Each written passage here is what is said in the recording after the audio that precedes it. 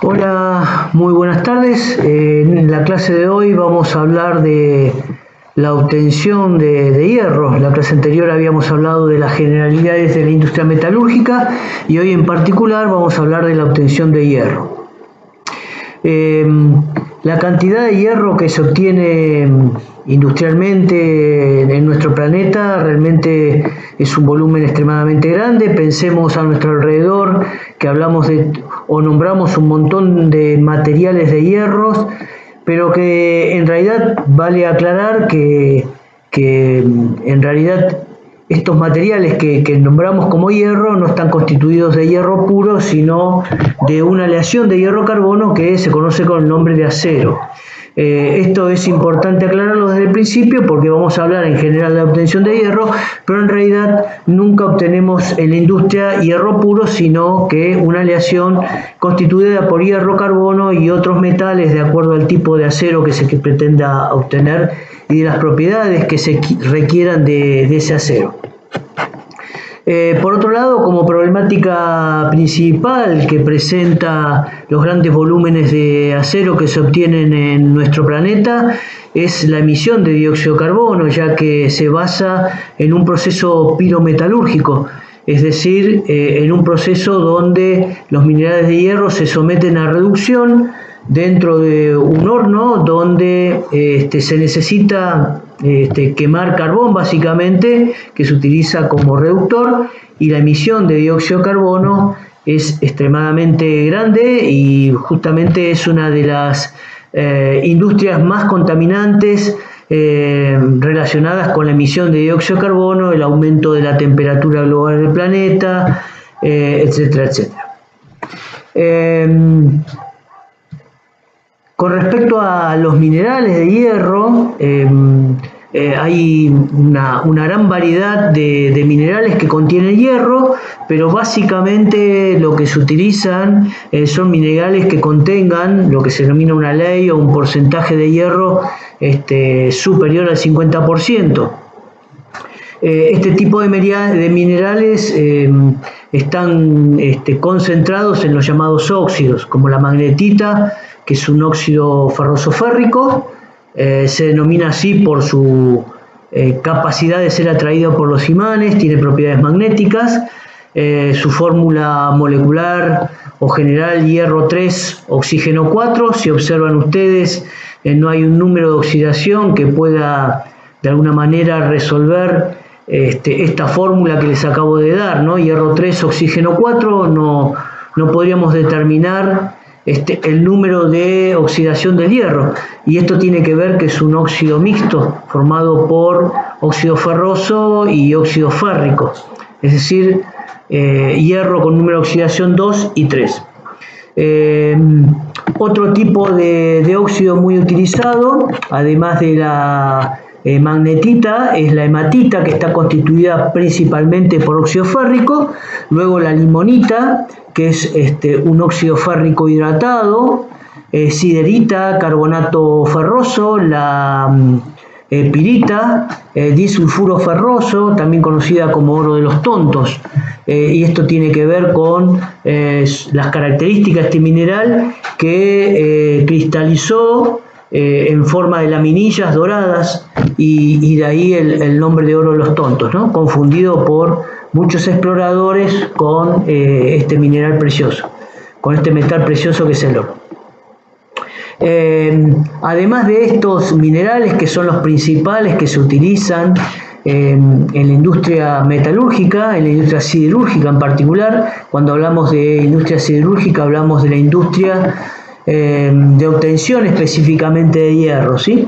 Entonces, además de estos minerales que tienen importancia para su obtención, podemos nombrar una gran cantidad de silicatos que constituyen hierro, pero realmente el porcentaje de hierro en este último grupo de minerales que he nombrado es muy baja, y además dificultosa su reducción a partir de los silicatos.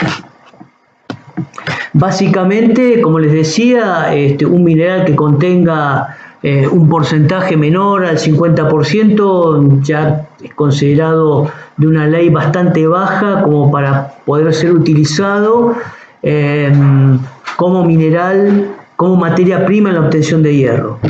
Por otro lado, también las piritas, que contienen un gran contenido de azufre, habrá que tostarlas primero para eliminar este azufre, y realmente es un proceso costoso, aunque el dióxido de azufre obtenido en este proceso de tostación se utilice posteriormente para la obtención de sulfúrico. Sin embargo, la emisión y la contaminación que produce el dióxido de azufre es muy grande, con lo cual se evita utilizar la pirita como materia prima para la obtención de hierro, aunque en aquellos países donde abunda este mineral se sigue utilizando con frecuencia. En nuestro país hay varias zonas a lo largo de nuestro país donde encontramos mineral de hierro, especialmente en la zona de Cuyo, en Mendoza, San Luis, San Juan, en el noroeste como Jujuy y Salta, pero hoy en día la mayor producción de hierro o de mineral de hierro para la obtención de hierro está dada en la región de lo que se llama Sierra Grande, en la provincia de Río Negro. Básicamente esta zona es la principal productora de minerales de hierro para la obtención de este metal. Les decía entonces que si bien en la vida cotidiana hablamos de materiales de hierro en general, básicamente lo que utilizamos es su aleación con el carbono, y esto tiene que ver con que el hierro puro es extremadamente blando, maleable, y bueno, las propiedades mecánicas no son aptas para la construcción de materiales o utensilios en general, o en la construcción inclusive, ¿no es cierto? Entonces, por tal motivo se utiliza la aleación hierro-carbono, que conocemos con el nombre de acero. Básicamente un acero es una aleación de hierro-carbono que tiene entre 1,7 hasta 1,7 y bueno, según la bibliografía, hasta 2,5% de carbono. Un porcentaje mayor de carbono lo transforma esta aleación en una aleación extremadamente dura, pero además quebradiza. Y a este tipo de aleaciones con un porcentaje mayor al 2,5% se la conoce con el nombre de fundición.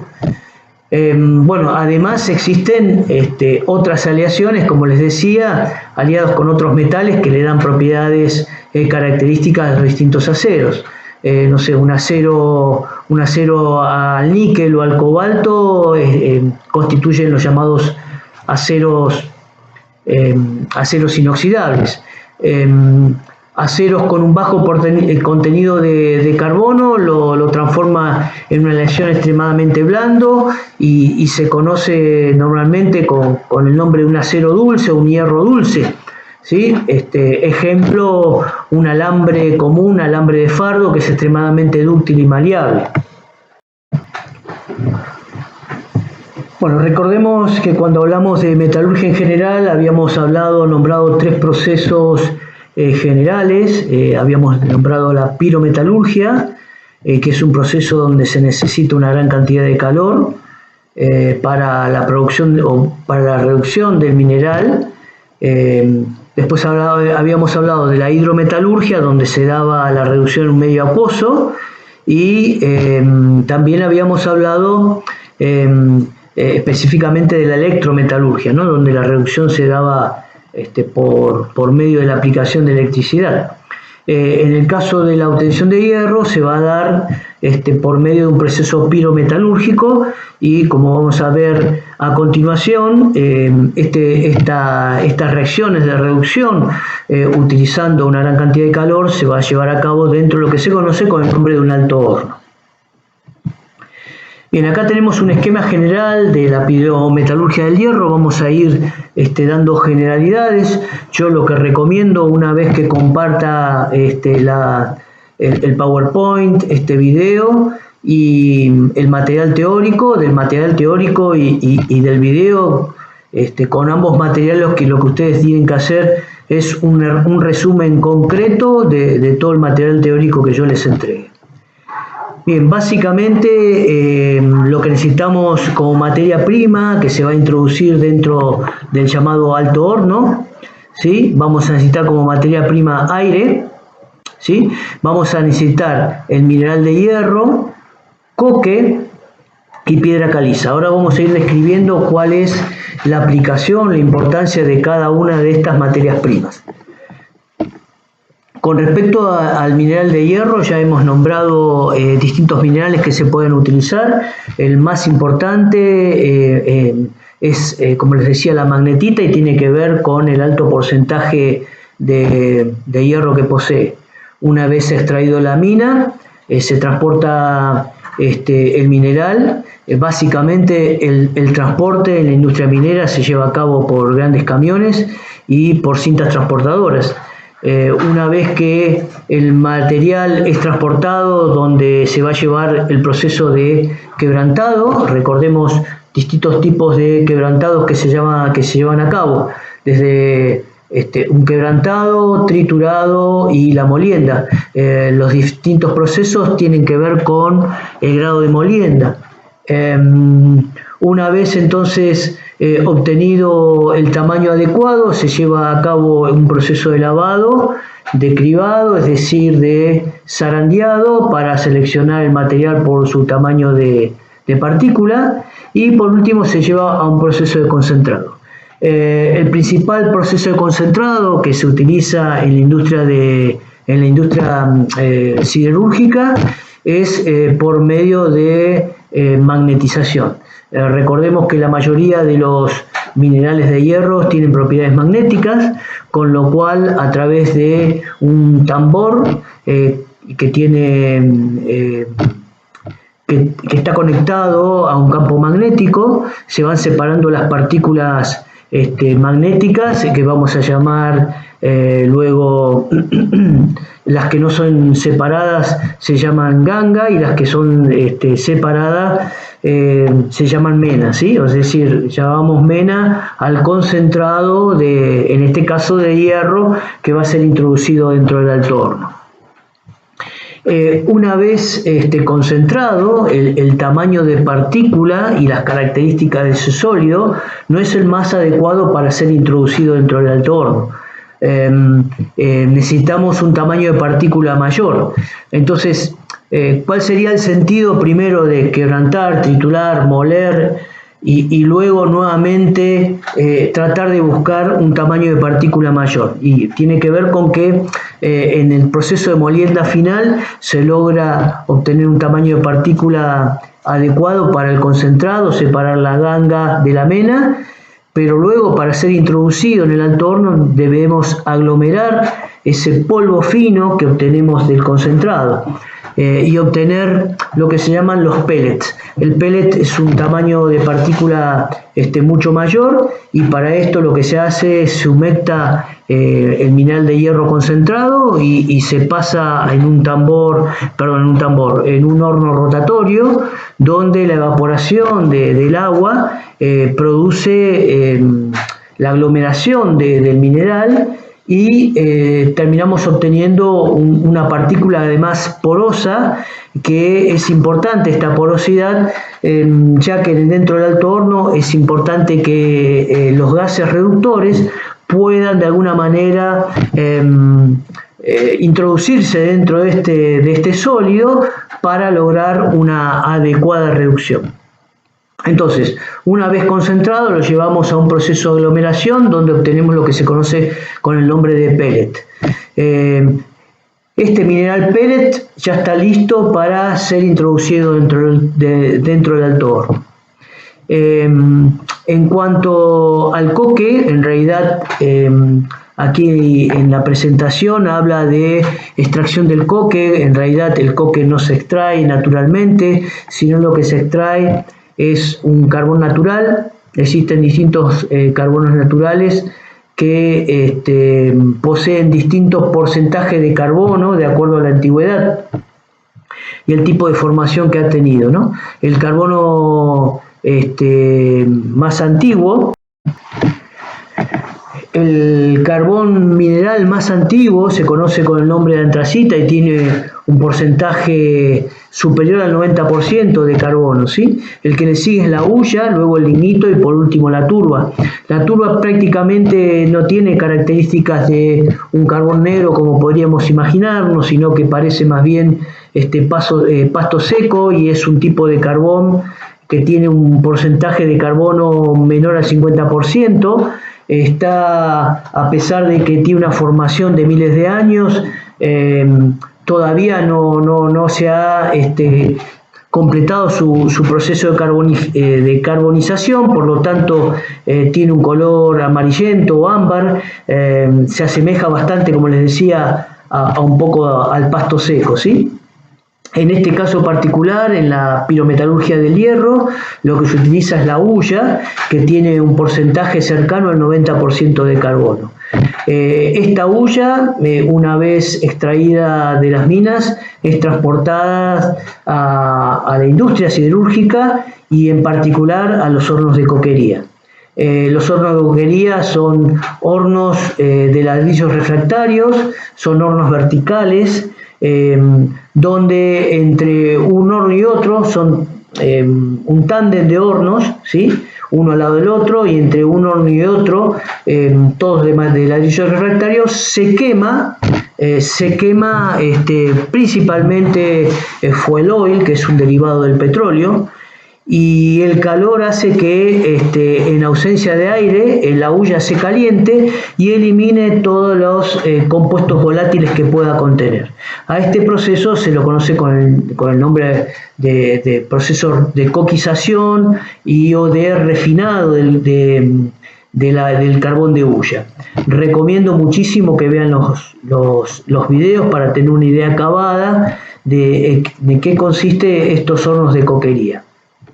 Por la parte superior de los hornos se separan los gases que contiene la hulla, y esos gases, bueno, tienen distintas aplicaciones, ya que está constituida por alquitrán de hulla, derivados del amoníaco, óxidos de azufre, con lo cual se puede utilizar para la obtención de fertilizantes como sulfato de amonio, para la obtención de fenol, para la obtención de naftaleno, de alquitrán de hulla en general, inclusive como gas de alumbrado, que es muy utilizado dentro de la industria. Una vez calentado y eliminado estos gases que están dentro del mineral de hulla, se abren los hornos de coquería. Por la parte frontal de estos hornos se abre una puerta, y por la parte posterior del horno un pistón avanza y empuja el carbón incandescente hacia unas vagonetas, y esas vagonetas luego se dirigen hacia una lluvia de agua donde se apaga el carbón. Obviamente, y esto tiene que ver, si yo caliento carbón y lo dejo al aire libre, se va a encender. La idea no es quemar el carbón, sino simplemente calentarlo para eliminar las sustancias volátiles que contenga ese carbón de hulla. Entonces, importante aquí también reconocer la reacción que se produce en el apagado del carbón incandescente, ya que ese carbón incandescente, en presencia de agua, forma una mezcla gaseosa de monóxido de carbono e hidrógeno, que se conoce con el nombre de gas de agua. Este gas de agua es utilizado como combustible y como agente reductor también. Por otro lado, tenemos como mineral y materia prima la piedra caliza. La piedra caliza está constituida básicamente por carbonato de calcio. Su importancia se basa en que dentro del alto horno va a producir, por descomposición del carbonato de calcio, vamos a ver luego las reacciones, va a producir óxido de calcio. Este óxido de calcio se va a combinar con la sílice que pueda contener el mineral que se está ingresando, y esta sílice tiene que ver con que, si bien se hace un proceso de concentrado del mineral de hierro, no es cuando hablamos de, ingresar dentro del horno un mineral que esté constituido por óxido de hierro, no es óxido de hierro puro, sigue teniendo otras impurezas como principalmente dióxido de silicio, como también así óxidos de aluminio. Entonces, básicamente, el óxido de calcio lo que va a formar son escorias, silicatos de calcio, fosfatos de calcio, que van a flotar sobre el hierro fundido, sobre el hierro fundido, que en realidad se conoce con el nombre de arrabio. Entonces, también una vez extraída la piedra caliza, se lleva a un proceso de lavado, de quebrantado, de molienda, y también se lleva a un proceso donde los finos de coque, es decir, la carbonilla obtenida en el proceso de coquización, se mezcla con este material, con esta piedra caliza finamente dividida, y se la aglomera, ¿sí? Esto también tiene que ver con darle una utilización a ese fino de coque, que no puede ser agregado directamente dentro del alto horno, es decir, se intenta agregar como materia prima un material sólido con un tamaño apreciable y no fino, y ya vamos a ver por qué, o justificar por qué. Y entonces este fino de coque puede ser aglomerado o se lo aglomera también con la piedra caliza y luego se introduce dentro del alto horno. La introducción de estos minerales dentro del alto horno se hace por la parte superior del alto horno, llamado tragante, y se lleva a cabo a través de unas vagonetas que van subiendo a través de un sistema de rieles, suben hasta la parte superior del alto horno y se van colocando en capas, ¿sí? Una capa de mineral, otra capa de coque, de fundente con coque y otra de coque. Por la parte inferior va a ingresar aire caliente, que va a iniciar la combustión del carbono, ¿sí? Como productos de ese alto horno, vamos a obtener escoria. Esa escoria, como les decía, está constituida básicamente por fosfatos de calcio, silicatos de calcio o sílico-aluminatos, ¿sí? Que van a flotar en lo que se conoce con el nombre de hierro fundido, que en realidad no es hierro puro, sino que es arrabio, un hierro con un alto porcentaje de carbono, un porcentaje de carbono muy elevado, superior al 3%, y con una gran cantidad de impurezas como de azufre, de otros metales que pueda contener el mineral que ha sido introducido dentro del alto horno. Entonces, importante dentro del alto horno, ingresamos como materia prima el aire, vamos a ingresar el mineral de hierro, vamos a ingresar el coque, que tiene como función reductor y dar la cantidad de calor necesaria por combustión para fundir a todo el sistema, y la piedra caliza, que dijimos su función principal es la de formar escoria, y esta escoria va a constituir un gran porcentaje de las impurezas que contiene el material. Importante además de la piedra caliza es que se utiliza como fundente, es decir, que baja el punto de fusión de todo ese sistema sólido que se introduce dentro del alto horno. Bueno, aquí vamos a utilizar este diagrama de flujo para completar con la materia prima y los productos que se obtienen de alto horno. Básicamente decíamos que dentro de ese alto horno se va a utilizar el mineral. Recordemos que el mineral está constituido principalmente por óxidos de hierro, podía estar constituido también por siderita, carbonato ferroso, o en algunos casos menos utilizado la pirita, sulfuro ferroso. Y luego de un proceso de concentración se separa la ganga. Recordemos que la ganga es la parte que no me interesa utilizar o dentro del proceso, que va a tener principalmente impurezas. Eso no quiere decir que luego de este proceso de concentración el mineral que yo introduzca dentro del alto horno no contenga impurezas, ¿no? Entonces, luego de ese proceso de concentración yo voy a tener un producto que llamo mena, que va a estar constituido por óxidos de hierro principalmente e impurezas, que se van a introducir dentro del alto horno.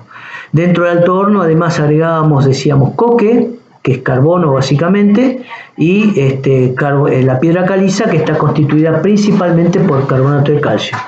Además de aire. Recordemos que el aire está formado principalmente por oxígeno y nitrógeno y también por gases nobles, con lo cual vamos a ver después cómo influyen esos gases nobles dentro del proceso.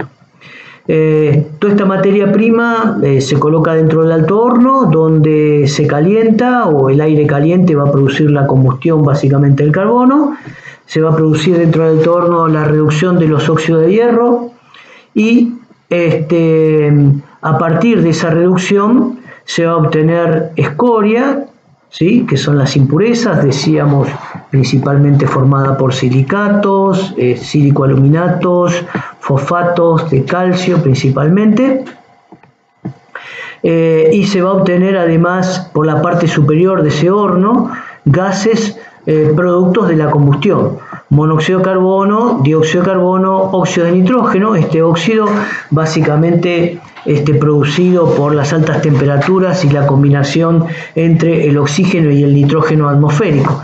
Fíjense que por eso la gran importancia, si bien estos gases de alguna manera la industria intenta controlarlos, no lo hace de una manera eficiente, con lo cual la temperatura de estos gases eliminadas al ambiente produce un aumento de la temperatura global del planeta, o es uno de los causantes de la temperatura global del planeta, además de el aumento del efecto invernadero producido por la acumulación de dióxido de carbono, y además la producción de dióxido de nitrógeno, que se genera en particular en las industrias donde se trabajan a grandes temperaturas y se utiliza aire, ¿sí? Entonces se produce la combinación directa entre el nitrógeno y el oxígeno.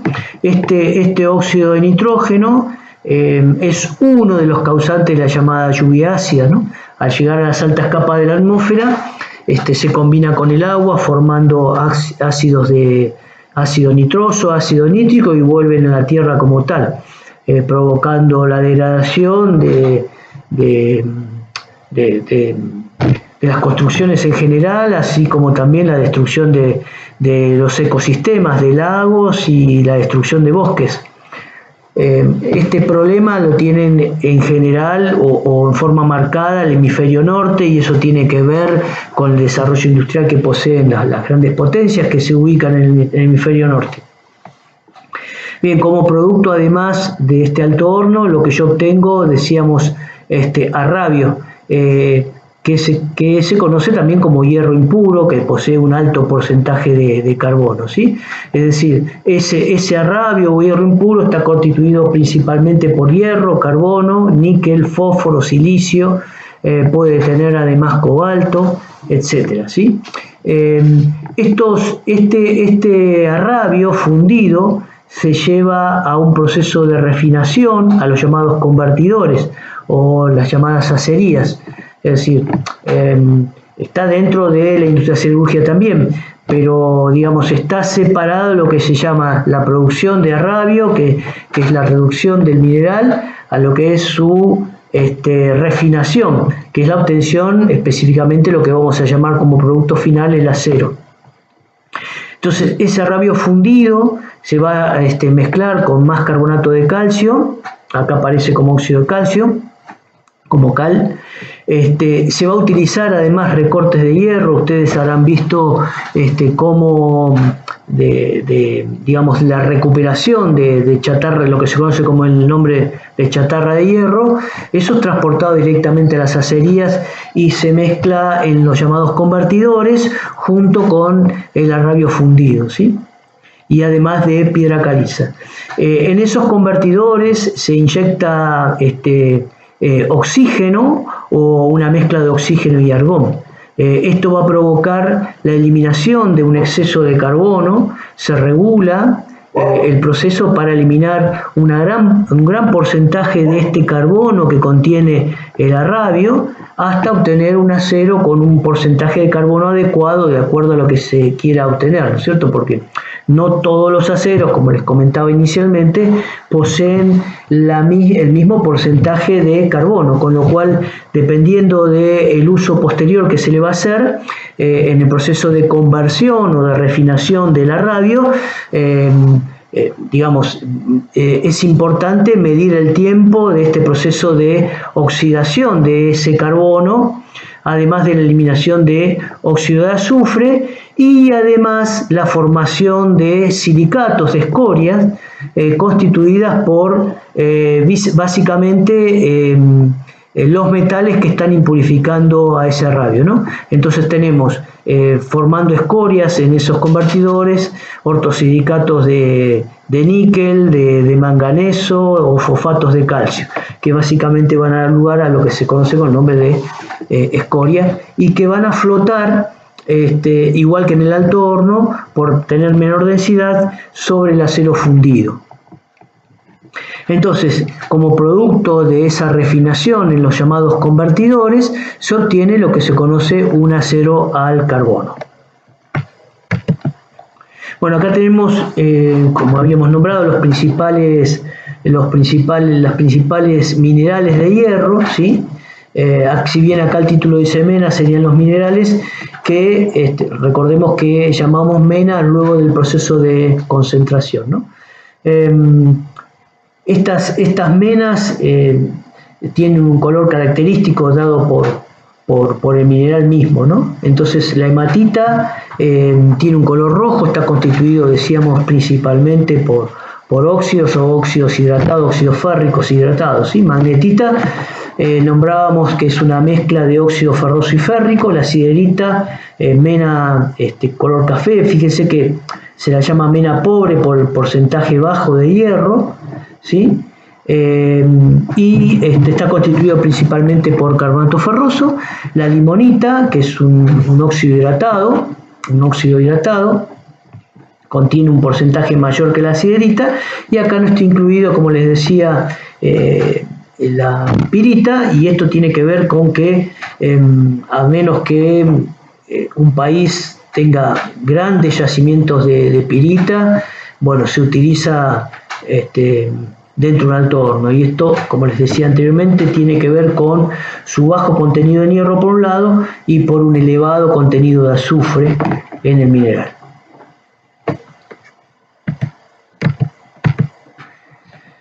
Bien, vamos a hablar un poquito del proceso de reducción. Yo les decía que ese proceso de reducción se lleva a cabo dentro del alto horno.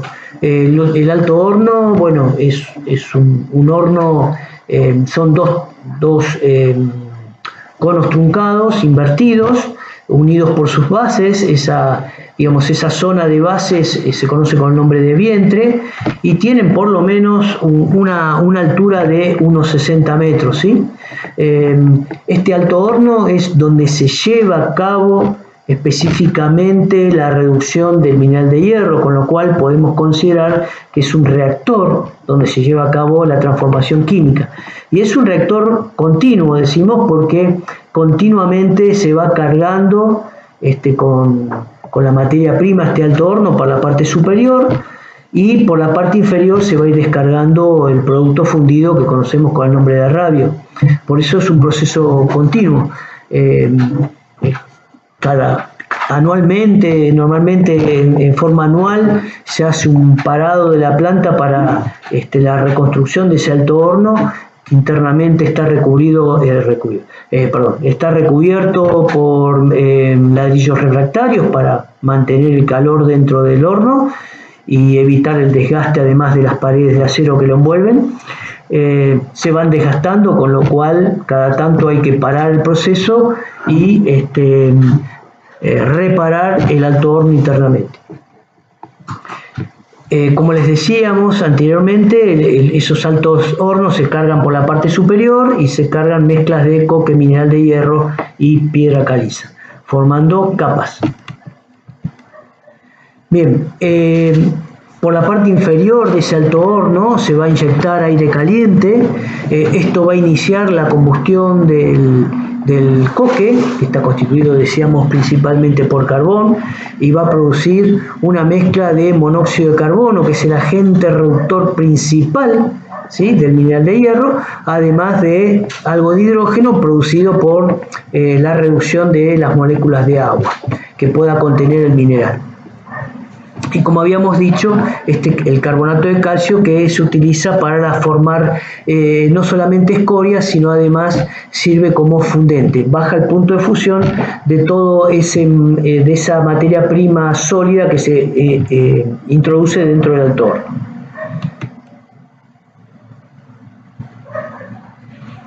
Bien, interesante tener estos datos. Fíjense, para producir 1 kilogramo de hierro se requiere 2 kilogramos de mineral, 0,3 o 300 gramos de piedra caliza y 1 kilogramo de coque y 1,5 kilogramos de aire. Entonces fíjense que el porcentaje o la cantidad de materia que se introduce dentro del alto horno es muchísimo mayor que la cantidad de producto que yo obtengo importante, que lo llamo hierro o arrabio. Bien, acá presento algunas de las ecuaciones de las reacciones que se producen dentro del alto horno. Yo les decía que básicamente dentro del alto horno el coque, que está constituido principalmente por carbono, se va a combinar con el oxígeno caliente que se introduce por las llamadas toberas. Es decir, una vez precalentado el aire, se introduce a presión por unos picos que están en la parte inferior del alto horno, por encima del llamado crisol del alto horno. Después vamos a describir perfectamente el alto horno. Entonces se inyecta aire caliente, ¿sí? Ese aire caliente, en contacto con el coque, lo va a inflamar, va a producir su combustión, y en esa combustión inicialmente va a producir dióxido de carbono, combustión completa, ¿no? El exceso de coque va a reducir ese dióxido de carbono formando monóxido de carbono, ¿sí? Y bueno, como reacción secundaria también una combustión incompleta, parte de ese carbono va a dar monóxido de carbono. Este monóxido de carbono, ¿sí?, su función principal dentro del alto horno es reducir al mineral de hierro. Ya vamos a ver las ecuaciones de reducción. Por otro lado, el carbono es capaz de reducir a la molécula de agua formando esta mezcla, ¿sí?, que es una mezcla reductora, se conoce con el nombre de gas de agua, monóxido de carbono e hidrógeno. La misma mezcla también se obtiene del apagado del coque. Cuando yo les comentaba que desde los hornos de coquería, una vez terminado el proceso de eliminación de los gases que se eliminan del coque, ese coque incandescente se vuelca a unas vagonetas y se lo lleva a una lluvia de agua, y el producto entonces, además de coque que se va introduciendo dentro del alto horno, se obtiene una mezcla gaseosa que se conoce con el nombre de gas de agua. Este gas de agua es combustible y además tiene poder reductor. Bien, decíamos que tanto el hidrógeno como el monóxido tiene propiedades reductoras y va a ser capaz de reducir a los óxidos. Directamente, en realidad, estas reacciones de reducción, vamos a verlas más adelante, se producen en etapas, ¿sí? Pero básicamente el monóxido de carbono se oxida a dióxido y el hierro, ¿sí?, oxidado acá dentro de la magnetita con número de oxidación +2 y +3, se va a reducir a hierro 0. Y lo mismo en el caso de utilizar el hidrógeno como agente reductor. Entonces, dentro del alto horno lo que se produce es la reducción de los minerales de hierro, ¿sí?, hasta obtener el hierro líquido. Acá dice sólido, pero en realidad se obtiene hierro líquido, que va a salir por la parte inferior del alto horno, va a pasar al crisol y luego por un llamado sangrado, donde se pincha el crisol, y se deja escurrir el arrabio fundido. Se va a producir entonces ese hierro producto de la reducción. Bien, con respecto a las reacciones de reducción de las impurezas, habíamos dicho que esa mena de hierro contiene impurezas como óxidos metálicos, óxido de silicio, de fósforo, y el reductor, el monóxido de carbono, provoca que se reduzca directamente obteniéndose los metales libres o el no metal como el silicio y el fósforo.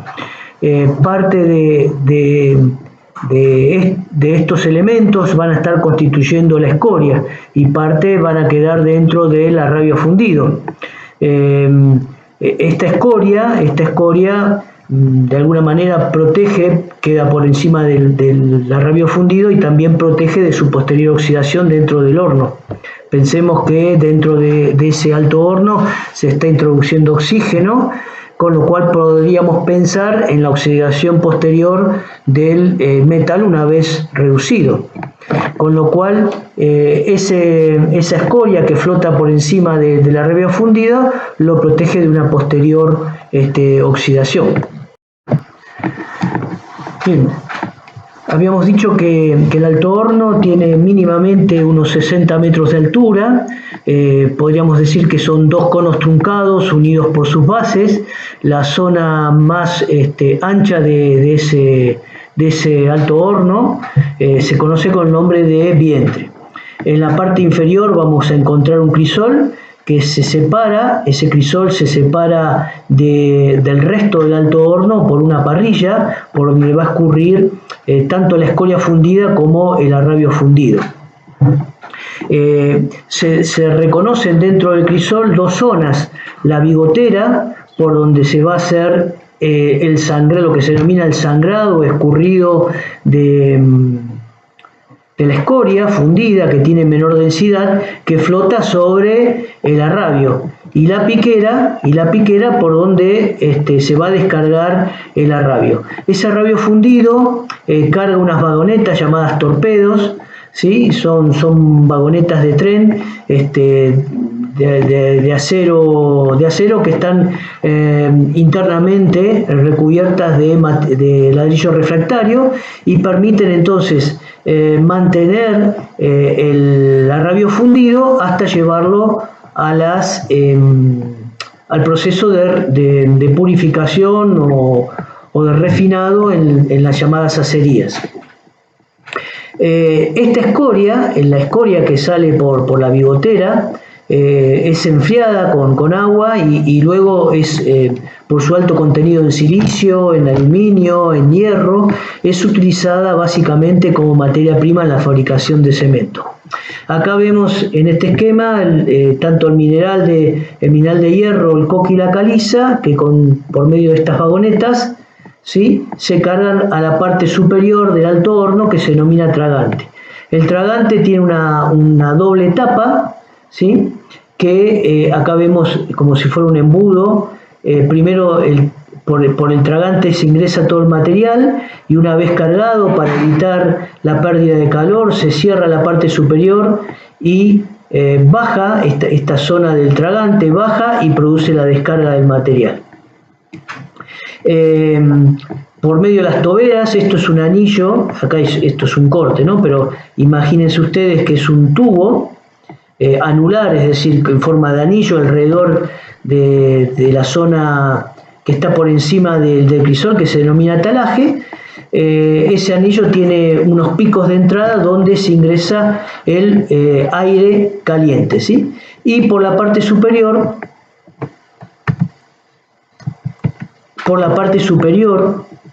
tiene una salida de los gases. Estos gases que salen por la parte superior, que están constituidos básicamente, decíamos, por monóxido de carbono, dióxido de carbono, óxidos de nitrógeno, parte de nitrógeno que no ha sido combinado con el oxígeno, pasan por un sistema, por una estufa de intercambio de calor que permite precalentar este aire que va a ingresar por las toberas. Observen que a medida que asciendo en el alto horno, la temperatura va disminuyendo. Fíjense que Acá estamos en donde se produce la combustión del coque con el aire caliente. Tenemos una temperatura de 1800 grados, mientras la parte superior, que es la más fría, sigue siendo relativamente elevada, pero en comparación a los 1800 grados termina con una temperatura de 300 grados. En estas distintas zonas del alto horno se van produciendo las reacciones que nombramos anteriormente. Bueno, existe otra forma de obtener hierro que se conoce con el nombre de hierro esponja y se obtiene por una reducción directa del mineral sin llegar a fundir al mineral, y la reducción se lleva a cabo también con monóxido de carbono e hidrógeno, pero obtenido a partir de gas natural, de metano. Este gas natural se coloca en un horno inicialmente y se calienta junto con vapor de agua, y se produce se obtiene una mezcla de monóxido de carbono e hidrógeno. En un reactor secundario, este monóxido de carbono e hidrógeno, en contacto con la mena que contiene el hierro, produce la reducción. Les decía entonces que este producto obtenido sin llegar a la fusión del mineral se conoce con el nombre de hierro esponja. Básicamente, ese óxido que se coloca ahí adentro se eleva su temperatura, pero no se logra su fusión, y la reducción se lleva a partir del llamado gas de síntesis, obtenido, como les decía, a partir del gas natural. Acá vemos un esquema de producción del hierro esponja. Básicamente, en un reactor se entrega calor y se introduce dentro de ese primer reactor metano, gas natural constituido principalmente por metano, y vapor de agua. Se produce la reacción entonces donde el metano se reduce a monóxido de carbono e hidrógeno. Ese hidrógeno y monóxido de carbono se lleva a un proceso de enfriamiento, ¿sí? Vemos acá un intercambiador de calor entre agua fría, sacamos agua caliente, bajamos la temperatura de esa mezcla gaseosa, ya que la reacción en el reactor 2 es exotérmica también, y es donde se introduce el mineral de hierro y se produce la reducción. Como producto de esa reducción en el reactor 2 obtenemos hierro esponja, que es un sólido que no llegó a producirse la fusión como en el alto horno. Y acá tenemos arriba las reacciones de reducción que son semejantes a la que se produce dentro del alto horno, pero sin llegar a una temperatura de fusión del material. Tanto la radio como el hierro esponja son materia prima para el proceso de reducción que se lleva a cabo dentro de las acerías. En la próxima clase vamos a ver el proceso de reducción que se lleva en las dichas acerías.